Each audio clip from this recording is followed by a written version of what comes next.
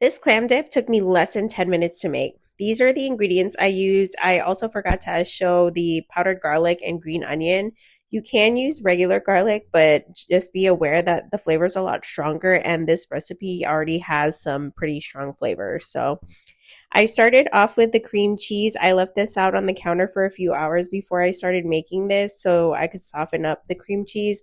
It's just easier to mix everything when it's softer. And I use one third less fat cream cheese to save a few calories, I guess. But I added in the sour cream after, and I prefer my dip to be a little thicker, so I use more cream cheese than sour cream. If you like yours runnier, then I would add in more sour cream. I would do like a 1-to-1 ratio of sour cream to cream cheese.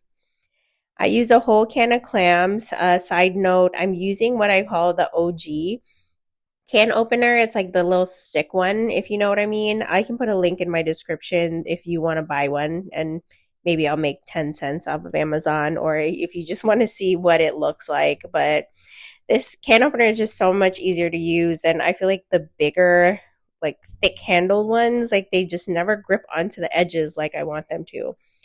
But I separate out the clam juice. I'm saving this in case I need to thin out my recipe because, like I said, it's thicker with more cream cheese.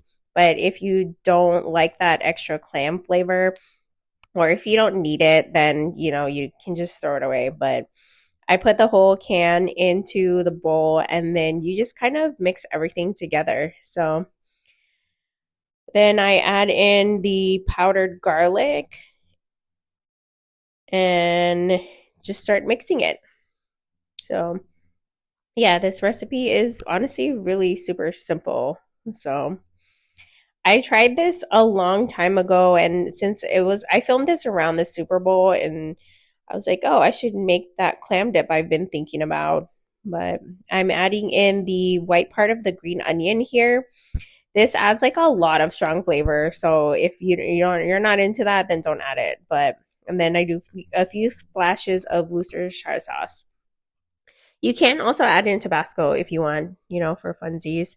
The nice thing about trying out recipes is you can just make it how you want it to, just add in a little stuff, try it as you go, or if you don't like it, then you can fix it next time, But yeah, most of the recipe is really just mixing it up. That's honestly what took most of the time, since like the prep is super easy. I just had to cut up the green onion, and I feel like the green onion is even optional if you don't want to, and then just kind of kept tasting as I went to see if I wanted more garlic. I like garlic, so I kind of put in a lot of garlic. But yeah, this is my first cooking recipe on YouTube, and almost didn't want to post this because I feel like it's kind of ghetto looking. Like I didn't even film it like really nice. Like look at my hand going in and out of focus because I put the camera like way too close to my hand. I probably should have filmed from the other side. So I don't know. If you have any constructive criticism, let me know.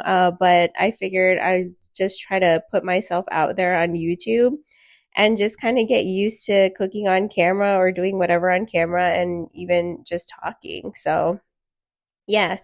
So you can see I just kept mixing it, and it did get thinner and softer as I went. You have to do taste tests as you go. I like eating this with a plain Ruffles chip, or even a thick wavy chip. Like those are I don't know, I just feel like a simple potato chip is so good.